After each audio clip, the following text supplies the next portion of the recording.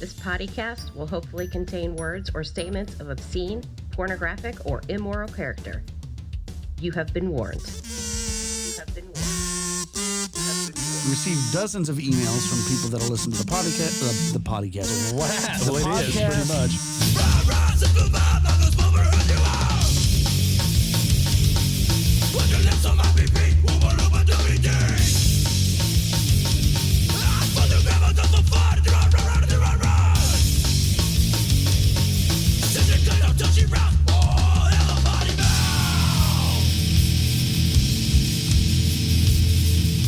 So, here we go.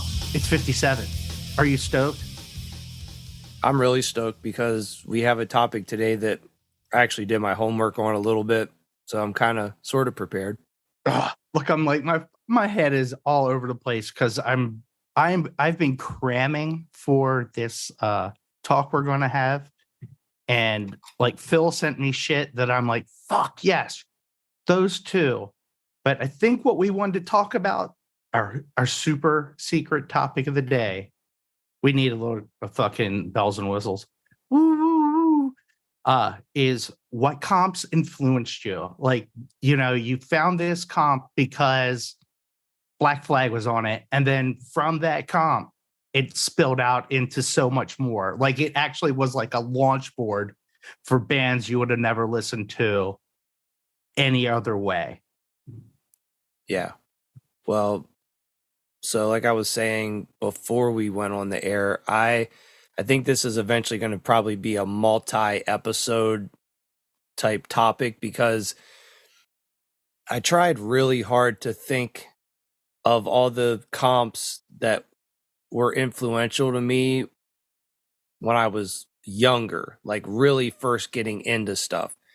And I thought of a few things, but I know there's things I'm definitely missing.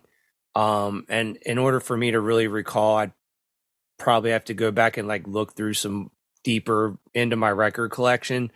But if it's within the boundaries of how we're going to like sort of play this, I sort of got together some stuff that was influential to me when I was younger, but also stuff I've maybe picked up in the last decade that has also turned me on to some bands I didn't really know about. So I didn't know if we were making this like teenage years only or...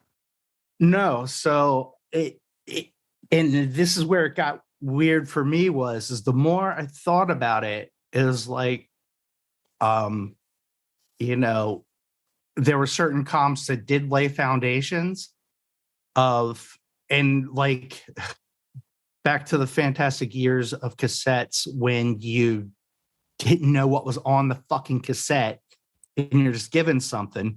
Yeah. Like, I just realized like today looking it up that I was like, holy fuck. Like this comp, I didn't even know was an existing comp. I thought it was just shit that was thrown on a cassette tape, but it was actually a comp. I'm like, this fucking comp, at least side A, was like definitely influential, but not it set like a tone for music versus the actual bands because I didn't know what it was I was listening to. Like I knew a couple of them, but I didn't know everybody. So it definitely like, but the songs, like I said, on side A, which we'll get into eventually, which one I'm talking about, where it was like, it set the tone of what I thought I was looking for musically. Does that make sense? Yeah. Yeah. Like there are bands you know on it, and then there were bands I didn't know, and like fuck it, I was just like, oh shit, I didn't even know that was them. So it's definitely one of those what do you want to say? So this could go all over the place, and I think you're right, it will be multi tiered. Yeah, sure. And I think too that, you know, there's all the obvious ones that everyone sort of knows. But even in some of those cases, some of the more, I guess you would say like the more popular comps that most people are like their go-tos, they weren't maybe necessarily go-tos for me, or honestly, poser alert, maybe I have never even really listened to them in their entirety or have ever heard them at all. Some of the more popular ones. So there was definitely like a very select group of comps that I feel were influential to me, and they're not all some of the big name ones. So what I'm hoping to give with my choices is maybe to turn some people on to some comps that they've actually aren't familiar with. Ooh. So, do we set this parameter? Because this is a crazy one. Do you count or exclude soundtracks? Okay, so I do have soundtracks on my list, but they're, again, these are ones that maybe aren't necessarily teenage related. But I think they're ones that are at least worth mentioning anyway. That ones I did like have some kind of part of listening to when I was younger. No, that's fine. I've got shit. Yeah. So I volley to you. What would you say one of your? Let's do an early one. Yeah, well, so what we talked about this on a previous podcast earlier on. I'm like pretty sure that the very first compilation that I ever heard in my entire life, I think in any genre of music, but it just did happen to be sort of more like punk new wave style, was the Enigma Variations compilation. Oh my god. Yeah, you know what? So I love the fuck out of that comp. I got it from my cousin. Yeah. And dude, and that's one where there were so many awesome bands on that, like, and not a ton of people listen to it. I think it's actually available on streaming now. I could be wrong. That one had so many just incredible bands on it. I mean, to me, like some of my favorites were on there without knowing it, and maybe laid the foundation for them becoming my favorites, because TSOL was on that. 45 Grave. I know how much you like them. I love 45 Grave, and Agent Orange was on it. I mean, Agent Orange was the fucking gateway drug to it, and then the rest of it kind of fell in behind it. This might sound weird, but I didn't even understand yet, like, even really what a comp meant. I was just listening to it as it's just a bunch of music. Wasn't even sure if I even knew that these are all different bands, because it was also new to me. So even though I liked listening to that comp when I was young, it wasn't a gateway for me to know enough to be like, what was that we just listened to? I want to go listen to more of that band. It was just like I would listen to it as a whole, but not have the knowledge to separate it into, I want to go check this out further. But yeah, that was pretty much, I'm certain that was the first comp that I ever heard that at least did trigger me to be like, hey, there's this different type of music that I don't really know much about, but I really resonate with this and I do want to hear more. So that one was like, I mean, it covered, like, it had Red Cross on it. It had the Untouchables on it, which I was really into. There was this guy at the end called Greg Sage that was fucking awesome. He was like folk punk before it was folk punky. Mm-hmm. Like, he was definitely one man, a fucking guitar and folk rock. It was really good. So, I mean, that one is one that I did. I had the album. It was a big old gatefold, if I remember properly.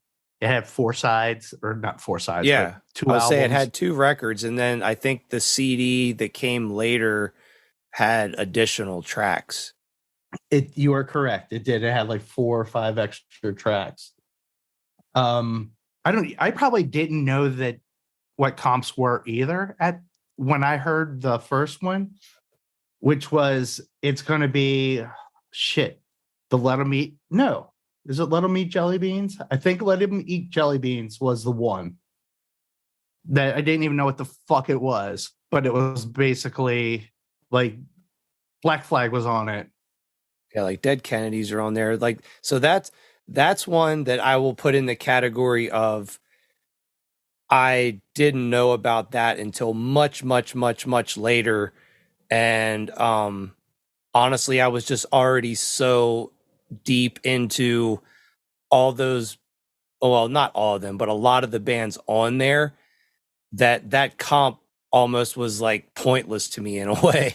Right. It's like I don't even need this comp because like I already basically have like touched on a lot of these bands like outside of knowing from the comp basically. But that's a really good comp. So yeah, I mean anybody who if that was their comp that got them into some stuff, then I would not be surprised because that one it's pretty incredible. There's like a lot of really good songs on there.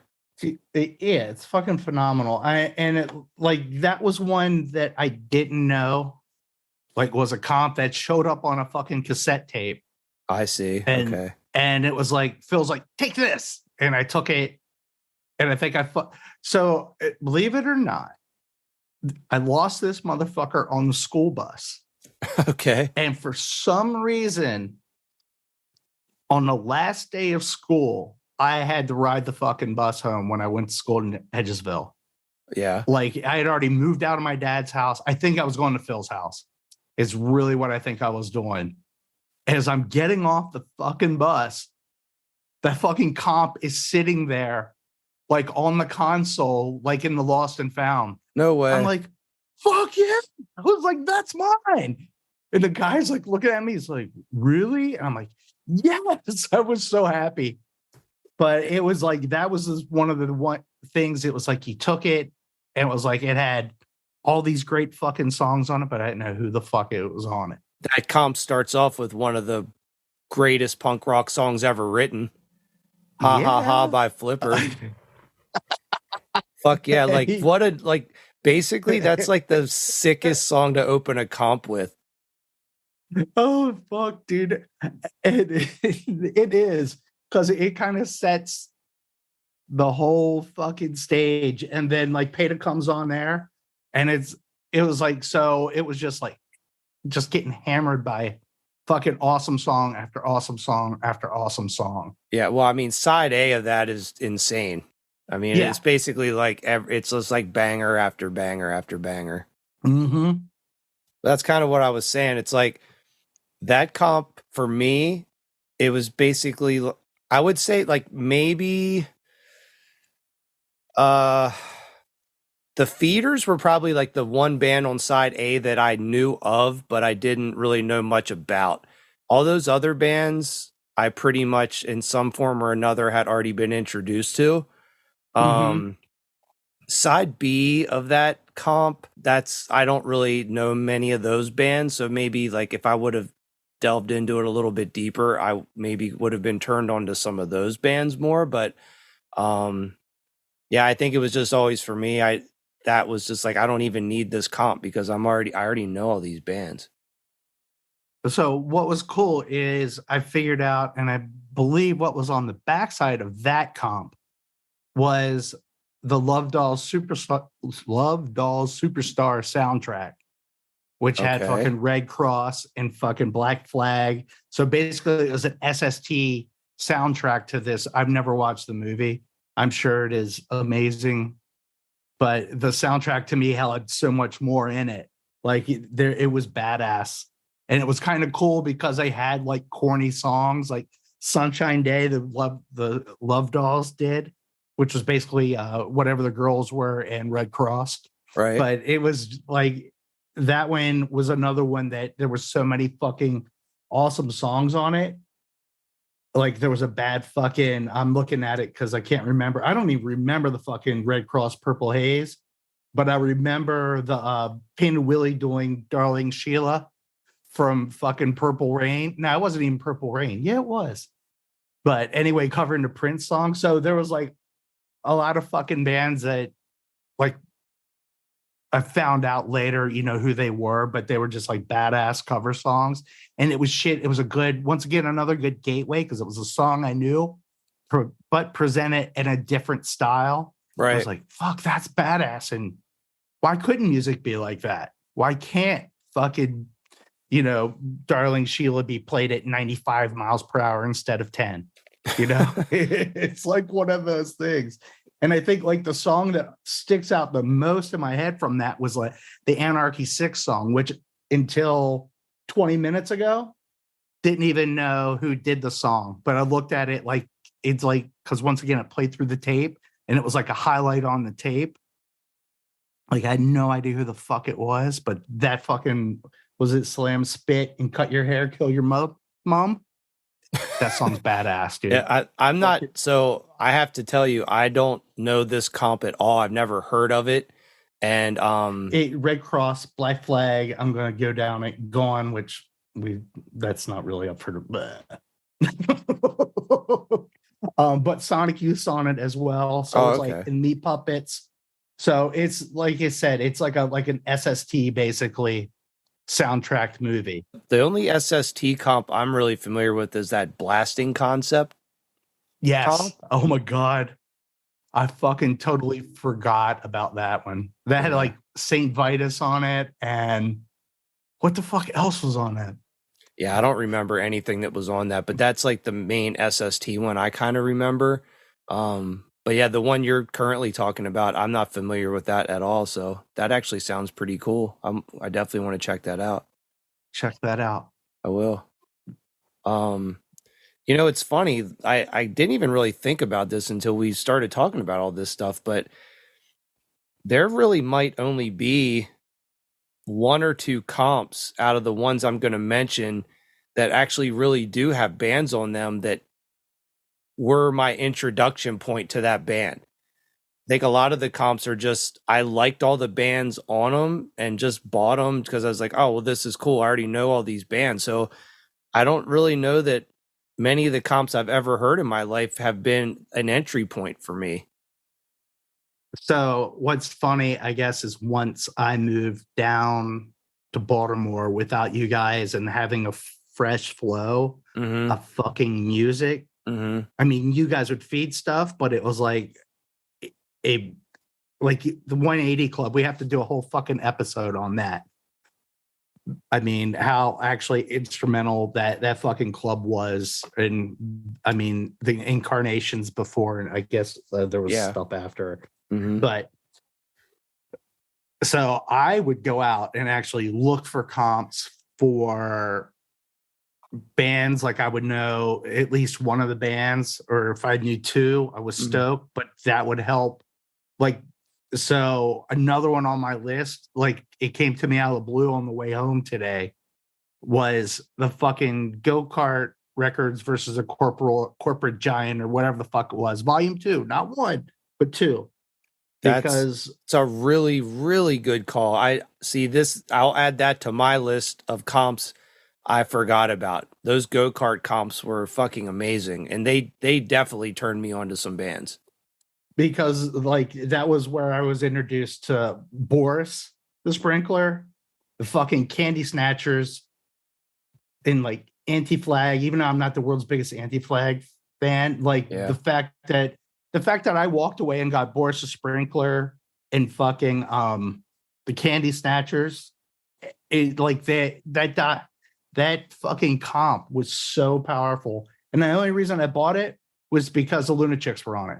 Yeah. Like that was my only fucking hope that something good was going to be on it, was the Lunatics were on it. If not, it would have been, I would have never picked it up. So I had one gateway band, and then, but that fucking, the second one, the first one's good because that introduced us to the voluptuous horrors of Karen Black. Oh no. Which is for anybody who has not listened to them, dude, do yourself a favor and don't. Yeah. So I love shitty stuff, and they were right up my alley. It was more of a production company than it was a fucking band, but because she couldn't sing a fucking lick. Dude, I remember when you were super into that shit. Oh my God, they're so fucking awesome. Fuck, that's funny. That's a total blast from the past. I completely forgot about that whole era of when you were like trying to convince people to listen to that. And if you did sucker someone into listening to it, they're like, what the fuck is wrong with you? I remember they fucking did a cover of the fucking Titanic theme. It was so awesome. God damn it. Yeah. Because she was the worst. And I'm hoping, actually, I don't care if she can sing or not, because she was fucking awesome. To throw yourself out there and just fucking go for it. Yeah. And fucking tear it up naked half the time, you're a better person than I. Yeah. Well, if nothing else, this episode, at least for me, has served a purpose in reminding me about that band, because I want to go back and listen to that shit now, because I probably haven't heard that in 25 years, I bet. So it'd be cool to like revisit that shit and just see like how my current brain processes that. All I have to fucking say is Neighborachi. The guy next door. That fucking song is badass. They were the most metal fucking guitars possible. Oh, fuck. Well, they probably have a Wikipedia page by now, so it'd be interesting to maybe see some history on like what that was all about. I'll have to look them up. Oh my God. Yeah, I mean, I don't want to sidestep our current topic because it's fun, but it is pretty, I mean, we've touched on this before, but just in the age of the internet and just how readily available information is now, like a band like that, when we found out about it 25 years ago or whenever that was, it's like, unless you were sort of in the know of like a circle of people who maybe saw them once or knew something about them, like you would see that on the comp and listen to it, but that band was so obscure, like you had no way of knowing anything fucking about them. So there was such an intrigue and mystery with super weird bands on comps if like you couldn't research who they were. Holy shit. Oh, you have just triggered. Oh, fuck. I am not even gonna. Yeah, I would say we got to stay on topic, but that just like keep that in your head though. Because that is the comp. Phil got me a comp. I think it's the You'll Hate This record. So, and it had the big piece of plastic or vomit on it. Fake vomit. Oh, I remember that. Damn. So that okay. Fuck, I'm gonna have to look up who all was on there, but there was a couple like fucking ringers off of there. Like there was a band called Psychodrama. I remember Psychodrama. And it was just basically fucking feedback. It was, you know what? It was what the fuck is Psy Warfare before Psy Warfare was cool. Yeah, like, I got you. I remember that LP was, I think it was just white, but then it had like that, like it was like rubber, like someone bought like rubber fake puke and like glued on the blank white LP covers. Is that what it was? Yeah, I think the record was actually black, but yes, it's exactly what it was.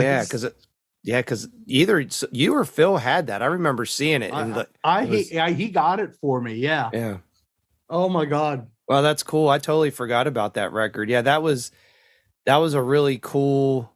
I feel that was probably the first time I saw something like that was sort of 3-dimensional art on an LP cover. Just saying that, now all I can think of is the dude that runs Asian Man's Records having his fucking mom glue that shit on. Yeah. So there's an awesome clip that the dude that runs Asian Man Records, he posted on Instagram, and it was about how his mom still stuffs the fucking records for him. Like she's out in like a fucking garage stuffing fucking the records into the sleeves and packaging them. Right. Fucking incredible. Well, I'm going to move on to sort of my next choice. So I actually went extra credit and I pulled a lot of these comps that I actually own physical copies of. You're such a knob. So the next one I'm going to break out is one that I didn't hear for the first time until I was probably about 19 or 20, I would say. And it's way older than when I first heard it, but it definitely was my very first introduction, because by the time I was 19, 20. I was all, not that I wasn't still into punk a lot, but I was kind of more into hardcore and metal at the time, I guess. So this record served as a really cool backtrack for me to hear some bands that I had never heard before. And it had some things I did know about, but it is this, the Punkin' Disorderly. I fucking remember that. I couldn't tell you what the fuck is on it. Yeah, so this is a pretty well-known comp. But yeah, I mean, I would say 3/4 of this comp was all bands that I had never heard until this point. So like the Addicts. I know like a lot of people love the Addicts, and that's like if you're a punk rock person and don't like the Addicts, like people think you're insane. But I had no exposure to them until this comp. Peter and the Test Tube Babies. Fuck. Okay, so wait a minute. They're fucking incredible. Yeah, so I love fucking Peter and Test Tube Babies. Sort of strike what I said earlier, because this one I think probably was one of the comps that really did introduce me to the most bands out of any of the other comps I'm going to talk about today. So yeah, Peter and Test Tube Babies. The song one here is Banned from the Pub. The Disruptors, Blitz. Fuck yes. I had heard of Chaos UK, but I think this was probably the first time I had heard them. And yeah, there's just like a ton of other really good bands on here. Red Alert, UKDK, Vice Squad. Some of those songs stuck out more to me than others. But yeah, so anyway, Punkin' Disorderly is an amazing comp that definitely turned me on to a lot of, I guess you would say, some of the classic UK punk that I hadn't been shown up until that point. So yeah, this was a really awesome comp to get into. So that is fucking awesome. Once again, so I'm going to hit back, and I got in this one, like I said, it's like a lot of people way into it, but I wasn't. It was like the Punkorama series of fucking comps, but the one like that worked the most and was like all of a sudden I was like, it was so funny because I like it made H2O stomachable because I just could never get into them. Okay. Like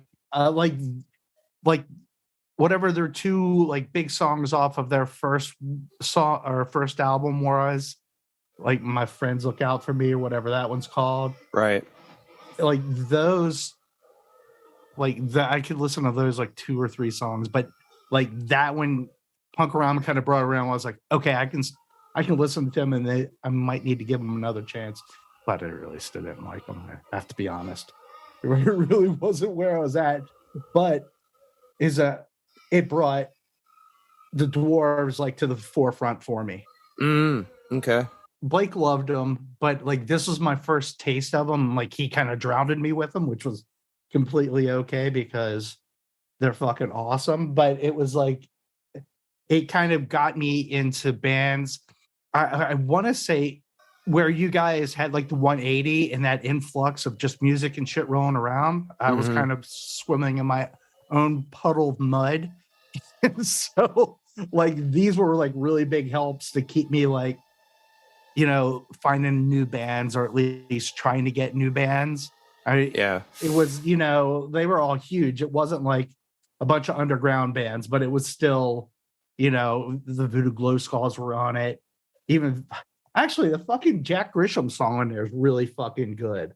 I liked some of those Punkorama comps, but I would, even for me, I would file those in the category of what I mentioned earlier, where they were just, and whatever, not that I was some like purveyor of all things like punk rock music in the 90s or anything, but I feel like I knew enough about a lot of those types of bands that if I knew they were from a certain label or something, like I just even wasn't even maybe totally interested in them. So those comps to me were usually about maybe half and half, like half of stuff that I'd be pretty interested in, and then another half of stuff is like, I don't know, for lack of a better description, it was like just too poppy or wimpy for me at the time. Don't get me wrong, because like I didn't like fucking Oscar, and I'm like looking at some of them, but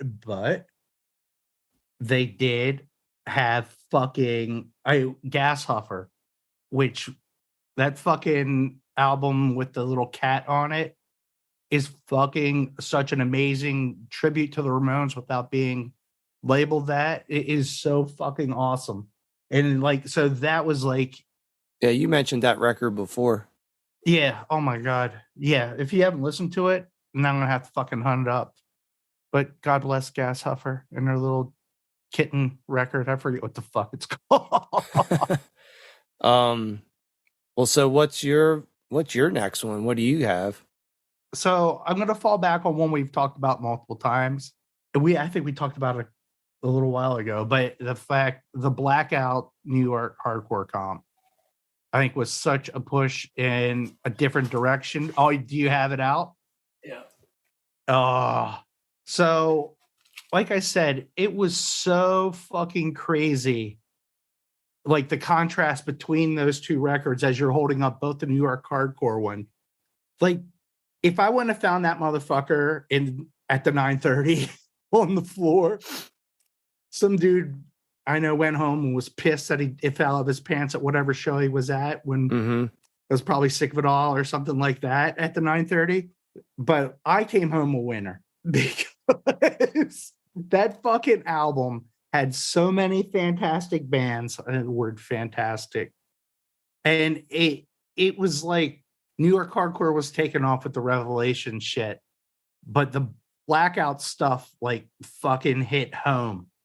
Yeah. But it was like I don't even, I think honestly, is it a more realistic take on the fucking New York hardcore scene versus it kind of opened my eyes to the fact that there's a lot more crazier shit going on up there than just what's Revelation's putting out. So back in the day, you could order promo posters from Revelation of all their releases. And I remember ordering a poster of The Way It Is comp, which was essentially just it was more like a 16:9 ratio proportion poster of the front cover. So you got like more, it wasn't cropped. So there was a little bit more action on both sides on the poster. And then down both sides, it had the track listing. So like track A was on the left side of the poster, or side A was on the left side, side B was on the right side. I still have the poster. But what's funny is it's when I kind of was really getting into all the Revelation stuff and learning about it for the first time. Probably mostly from you and Phil, I guess. But I bought the poster because I liked the photo on the poster, but I had never actually heard the comp. Right. And I didn't actually hear the comp till much, much later because, again, I had gotten to a point where I knew who all the bands were on it separately. So really kind of like revisiting the comp just didn't even seem like I needed to do that. So I did hear it much later. But in the meantime, I had been introduced to Where the Wild Things Are through you guys. And when I heard that, I fell in love with this. And then when I heard The Way It Is for the first time was actually after hearing Where the Wild Things Are. Oh, wow. And Where the Wild Things Are for me is still far superior to The Way It Is comp. Like by like a landslide. Yeah, pants down. Because dude, there's just like and breakdowns on that as well, isn't on the breakdowns on both. It's on both. So Gorilla Biscuits is on both. Both, and I think that might be where it ends. Yeah, I'm looking right now. Yeah, I think so. But yeah, so actually, Where the Wild Things Are is another comp that definitely turned me on to some bands that I didn't know about otherwise. Mainly being Norman Bates and the Showerheads. I was looking at it as you were saying it. Yeah, I'm like, dude, that I mean, really, even the Life's Blood songs on there are really good. Like, actually, every song on the comp is amazing. And I'll say it. I think Sheer Terror was the weak link on that fucking record, which is so crazy. Yeah, I don't even know if they were the weak link, but I think I was so already immersed in Sheer Terror that that was just an afterthought to me that they were on there. Like, actually, most of side A is all stuff that, to me, other than the Life's Blood, I had already known about all that stuff because we had the Outburst 7. Everyone knew about Killing Time. Everyone knew about Breakdown. Everyone knew about Sheer Terror. But side B for me was really the introduction basically to all those bands except for Gorilla Biscuits. And Norman Bates and the Showerheads became one of my favorite all-time bands. All right, I'm gonna hit pause here. What does it have Killing Time as on the CD? It shouldn't be Killing Time. No, it shouldn't be Killing Time. Oh, It should be Raw Deal. Yeah, I was just wondering because the list here on the Wikipedia's has it as Killing Time, and I was just wondering if it was actually labeled that way or if that had been updated. Yeah, the back of my CD says Killing Time. The songs are Bright Side and Backtrack. Yeah, so that's funny. Because I think like the cassette I had them as Raw Deal until I assumed the Italian guys were like, dude, we're Raw Deal. Yeah, they updated it, I guess. How the fuck did you not know that we were around?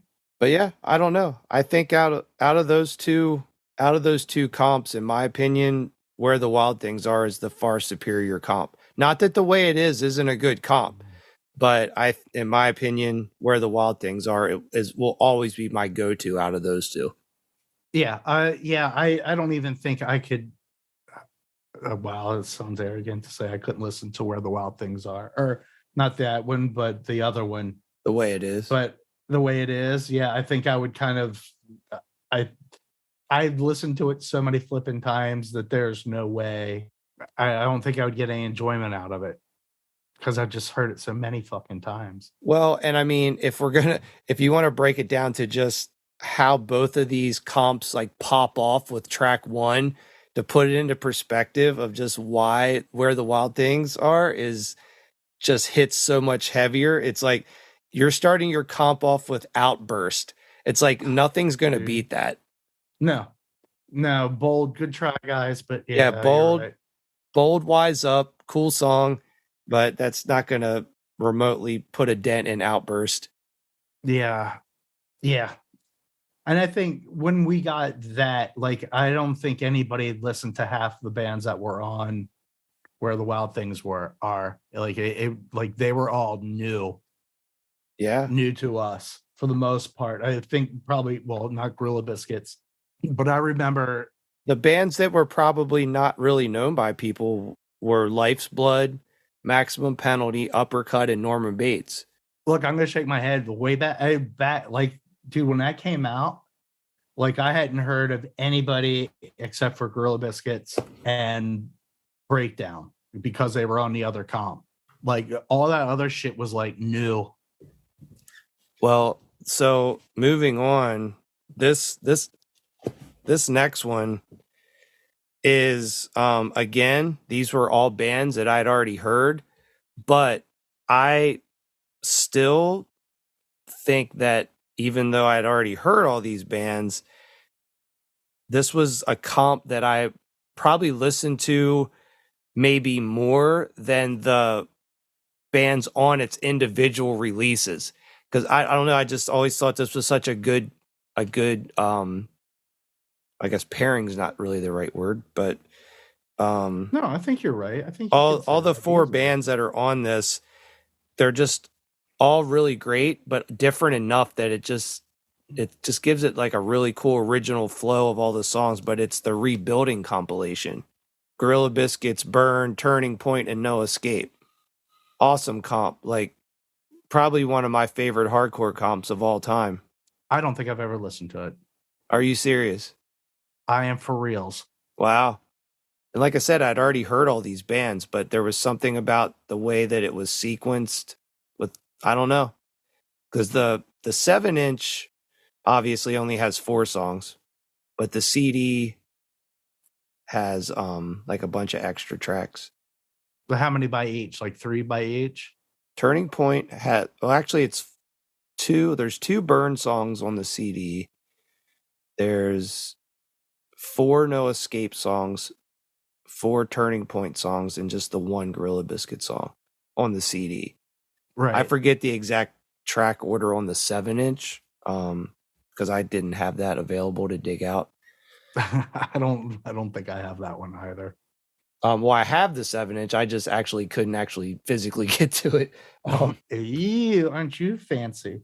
But yeah, that's an awesome comp. I always really like that one.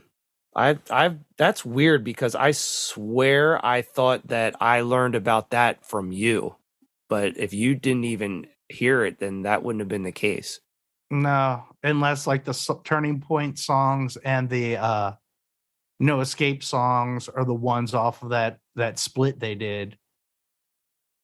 Like then that might have been because like they did Thursday and something else was the Turning Point songs, and like it was a big change. Like it was a transition. They were still hardcore, but it became sing-songier.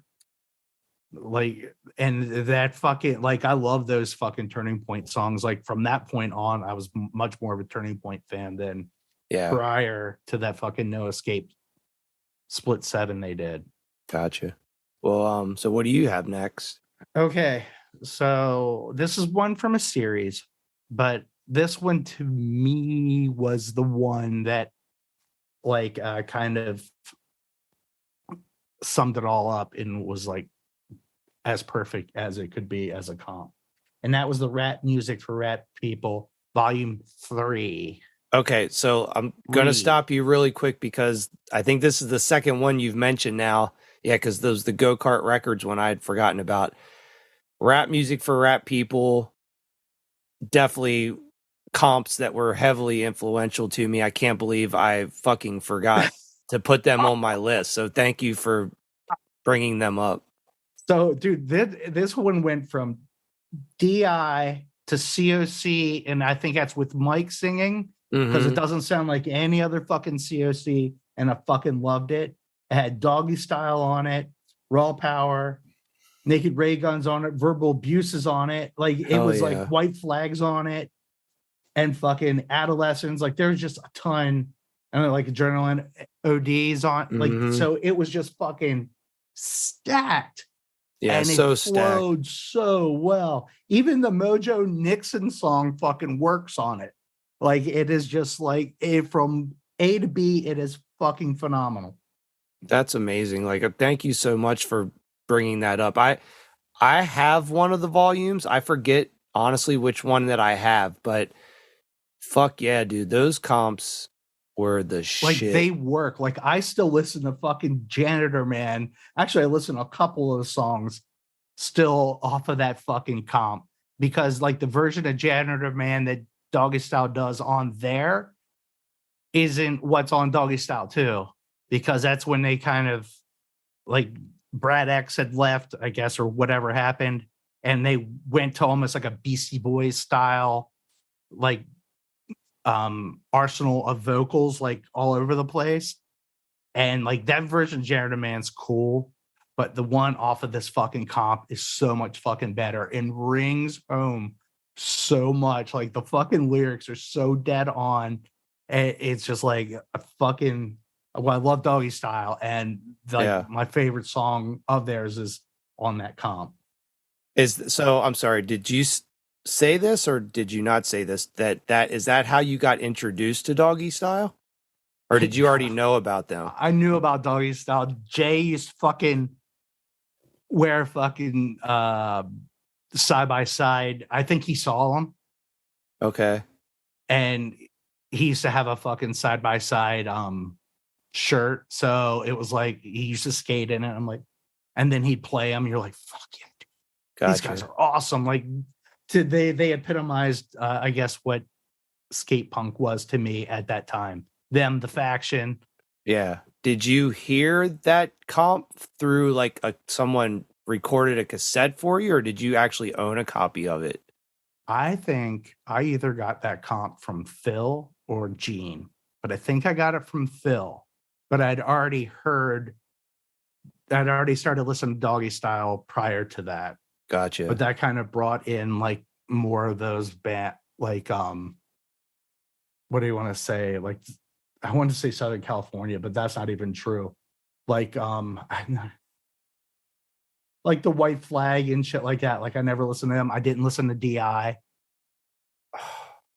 You know, but fuck, what year was this thing released? I can't find a fucking date on it. I don't know, but that comp is stacked as fuck, though. So yeah, good. It's ridiculous. Yeah, it doesn't have the actual release date on it, though. I want to say it was like, I know Gene's getting fucking yelling at the fucking radio right now or whatever he listens to on his wristwatch, screaming at me. But I have a vision of someone screaming in their fucking iWatch at the fucking podcast. 87. So it might have been Phil. Or it could have been Gene, but I think it was Phil. Either way, awesome fucking lineup of bands on that comp. Holy Dude, shit. Yeah, that one is fucking incredible. Like that, if that's one that you had never heard and then someone gave it to you and you were in your formative years, that one's going to be like send you down the right path big time.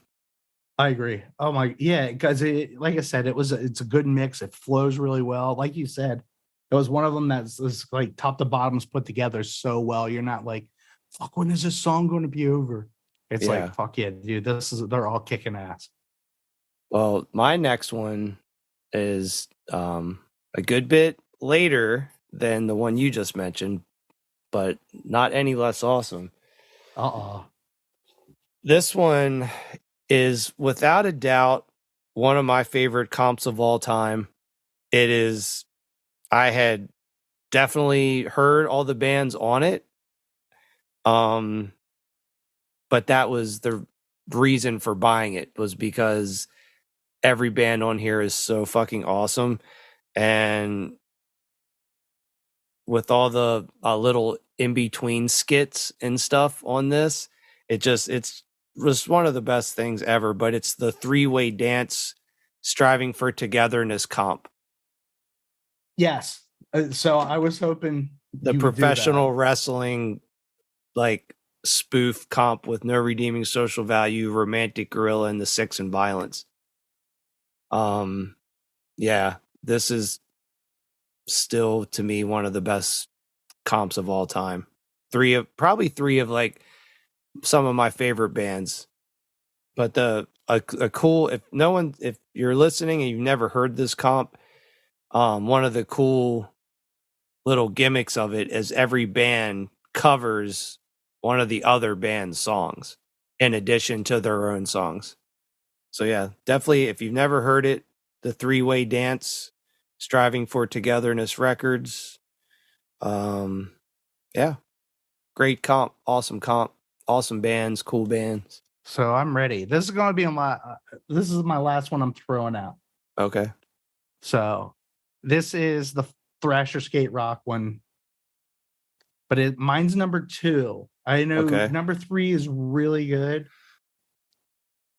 but for me, number 2 once again hit home because 3 had Septic Death on it, which I fucking love the shit out of. But like, I know you hate fucking Drunk Engines, but that was the introduction of Drunk Engines, and I love the shit out of them. The Faction was on it, Big Boys and TSOL, McRad. Like, so there was like so many fucking awesome bands on it. Dude, McRad is so underrated. Like that one is fucking amazing. I know Gene loves 3. I believe 3 is Gene's, which is awesome as well. Now it disappeared. We're actually doing like a podcast about music. It's kind of weird. I don't know if I like it or not. Kind of fucking weird. But it has fucking Christ on Parade, Septic Death, Beyond Possession, COC, more COC, and The Accused, and Gangrene. So the third one's pretty Yeah. badass. So I was gonna say, I don't that want to is take pretty good. I don't want to take anything away from number 3, but number 2 was always like my fucking go-to. Yeah, I wouldn't even say that I hate drunk engines, but they just never really grabbed me. So I was working late. Wow, this is fucking probably 20 years ago at the office. And for some reason, I just needed a break. And I'm like, I'm just going to look up drunk engines because at that time, like they hadn't re-released like the early shit that only came out on a fucking cassette. So I like looked them up to see if somebody was selling a cassette on eBay, and the dude was selling off one of his like headgears that he wore because he had to pay fucking child support or something. And I was like, yeah, dude, I don't have fucking $75, but if you want to make me a copy of that fucking My Dad Butch, I'll send you some bucks that way. But it was just funny. I'm like, of all things, like he was selling his fucking like mohawked, like metal looking, I don't even know what all the fuck had on it, but it was just one of those bizarre ass things. Yeah, it's funny. Being a skateboarder, you would think that I have a lot of knowledge about all those skate rock comps, but they weren't anything I was really ever super interested in or was buying, or really at the time wasn't really running with anybody who was exposing me to that stuff. So even though I saw them in the back of magazines, I don't know, it was weird. Like as a little kid, it seemed foreign to I guess I didn't really fully understand about how you ordered shit from magazines yet at the time.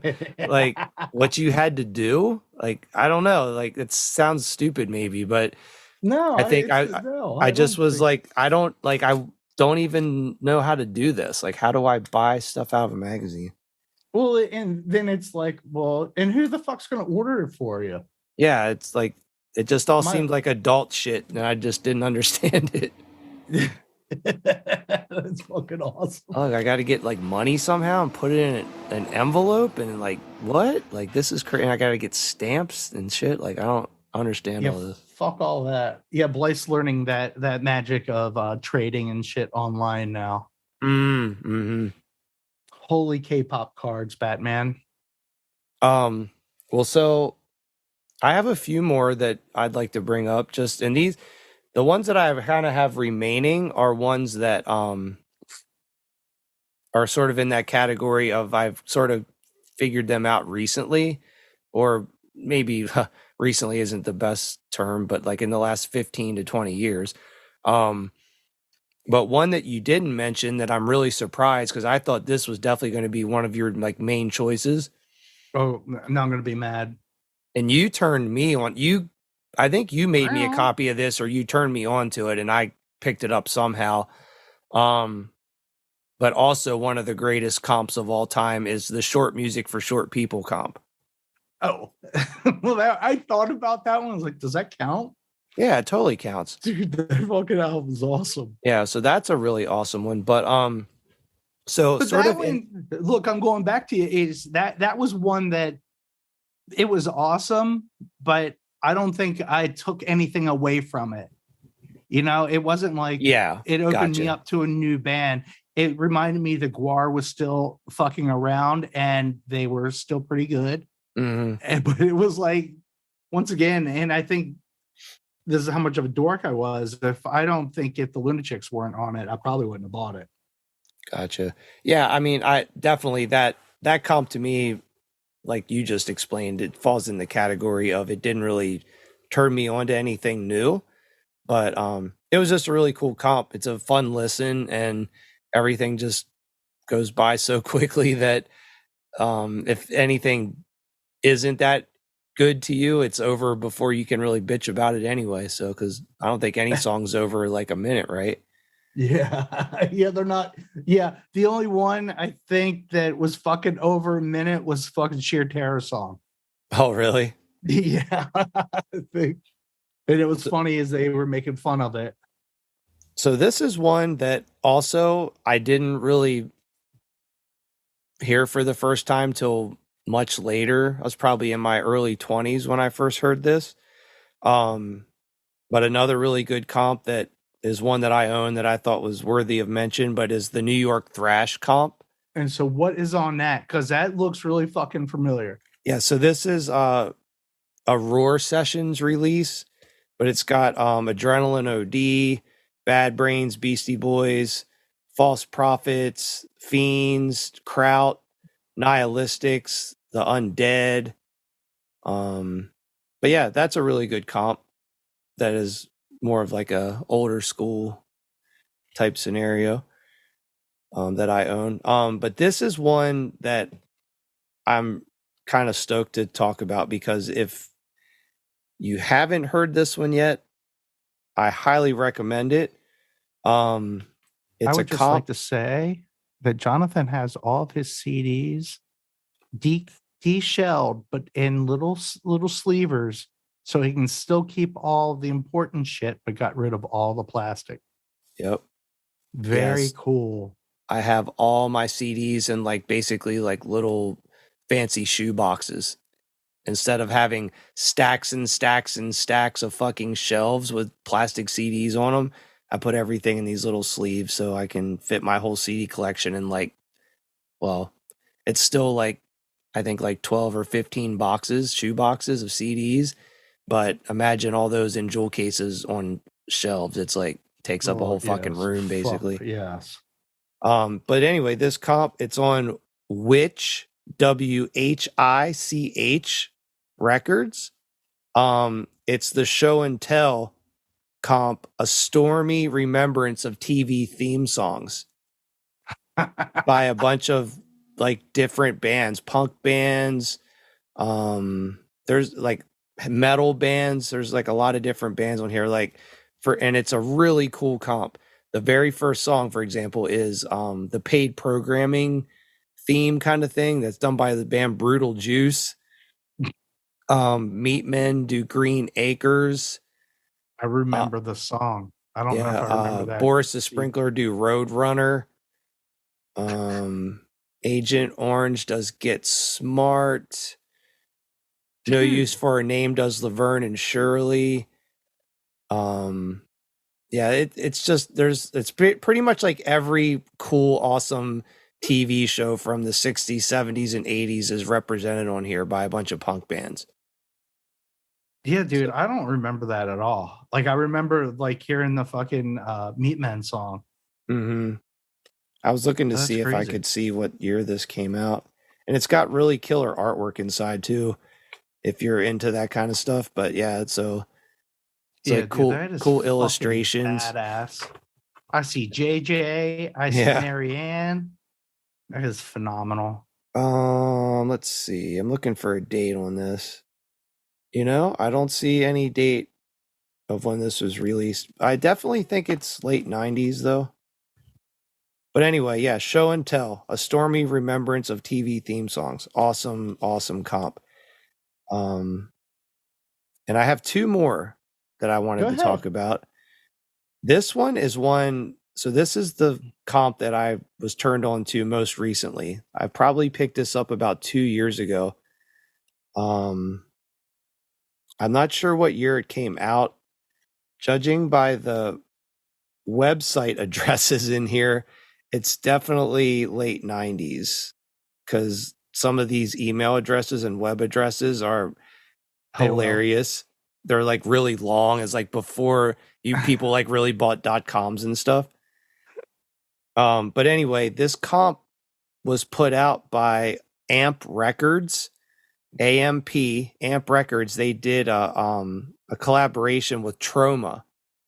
Oh, and how fucking cool is that? Yeah, so it's the comp is called Amp Records Has a Hard On for Tromaville. And it's a 3 CD? Yeah, it's a 3 CD set. And I picked this up in a used bin for $1. And I was like, I don't really know any of the bands on here, but for $1 and it's Troma related, I'm going to pick this up. And honestly, this has some of the most kick-ass bands on it that I had never heard before ever. So anyway, yeah, I mean this may actually be the most modern comp that has turned me on to some bands I didn't know about. So the year in question is 2001. Okay. Yeah. That makes sense. It's definitely Holy shit. I'm excited because there's a band on there called Lake Pussy. I can't pretend to remember all the bands that really stood out to me. But seriously, this is how good this comp is. When I break this out, I typically always listen to the entire thing. Like Holy over a shit. day or two span. Like I'll listen to disc 1 day, disc 2. I'll like put this in the car and I'll like rock this whole comp from front to back. It's seriously like every song on here is really good. Finger Up Your Ass by the Willy Wonkas. It's disc 1, track 27. Yeah. Fucking awesome. And all the bands are from all this. over the world too. It's all, different countries and stuff. So yeah, anyway, Oh my God. if you're into punk / hardcore / borderline punk metal type stuff, highly recommend checking it out. Amp Records has a hard on for Tromaville. Dude, yeah, I'm gonna have to fucking look this one up, see if I can find it on the what do you want to call it? On the old streaming services. Yeah, that's a good one. So my final comp that I'm going to talk about is the most obscure one of the bunch. If you're listening and you've actually heard of this comp and or own it, kudos to you because you are an elite group of people who probably own this. So I bought this comp. I own it on cassette. It was released on cassette and CD. It came out in 92. I bought it. What's that? It doesn't have click cops on it. It's Bag Baby. Are you still looking at the Amp Records comp? Dude, that's track 24 on disc 1. Oh shit. Sorry, I didn't mean to sidetrack you. No, that's fine. I'm so fucking jealous of some of these song titles and band names. Yeah. No, I'm telling you, this comp is amazing. When I first bought this, I was so impressed with it. And that first of all, I was like, what fucking moron got rid of this? Because this is fucking awesome. And I don't know, I guess someone didn't want CDs anymore or something. And they just didn't know how to price it or what it was. So they put it in the dollar bin. And I mean, just seriously, based on the artwork alone, like I'm going to go back to this since you're still talking about, but like, look at all these like sick illustrations inside, like Dude, how it folds out. Fucking awesome. Somebody spent some money. Yeah. There's some love given to that. This thing is an awesome package and every song on it's just so cool. And someone got rid of this. And every time I would listen to this, I'd be like, I can't believe I got this for $1. This is amazing. And I'm not kidding. When I first got this, this did not leave my car for probably 6 months. Fuck, dude, I want to listen to this. Yeah, I just kept listening to it over and over and over again. Oh my God. But anyway, this other comp, it's a metal comp. And I actually picked it up at one of the stores in the mall. I guess it was Camelot or something. But it was in a discount bin. And I got it for $1. And it's a comp called Brutal Aggression. And there's no real notable sort of like big name bands on it. I think it's just all kind of more like underground stuff. And all the bands on it, like all their recordings are kind of like budgety recordings, like a little more they're just like bands who are like mid-tier type bands that just never really made it. But it is seriously one of the best metal comps that I own, and I still listen to it from time to time. That's one I highly recommend if you're into sort of like underground metal, with a little bit more sort of rough recordings. It's a really good one. It's got, and the cover is amazing. It has a skeleton surfing a wave of other skeletons, and his surfboard is a coffin lid. So if that doesn't sell you on checking this out, nothing will. So I was trying to find as a also motherfucking special what do you want to call it? Honorable mention that I bought this. Oh my god. I hate to say it, but it was I don't hate to say it. It was like a goth comp, and there was like multiple discs. It was like packaged really cool. Mm-hmm. But like I couldn't get in to a lot of it. But like the fourth disc was fucking badass, and that is where I found Rasputina. Nice. And shit. Oh fuck, I can't remember. I'm trying to find it. I don't know. We'll have to do an honorable mention section on another issue or episode because I cannot fucking remember what it was called, but it was very important. Very important. So Phil did drop a couple on me. All right, cool. That should be in the honorable mention, like the Flex Your Head, the DC comp from Discord. But that one to me wasn't as fucking. It just wasn't as influential to me. Like it didn't have the same punch. Like when I bought it, I was just like, I don't know. I just wasn't like blown away. So back to what I said at the beginning of the podcast of comps that didn't hear much of or have never heard Flex Your Head. I know that like that's some people's like go-to and they credit that as being what started them on everything. I've never even heard it. No, yeah, that was a little late. I got it after the fact. Phil brought up a really good one, which was This Is Boston, Not LA. Yep. Which was fucking one. Jerry's Kids, FU's, Gangrene, and the Freeze, and a couple others. Yeah. Like that was like, I was like, fuck yes. But he said to let him eat jelly beans, which I knew he would. Like that was on my list. I actually had it written down. Like I knew that would be that in the rap music for rat people. But I mean, there were a couple like that we couldn't think of the name of.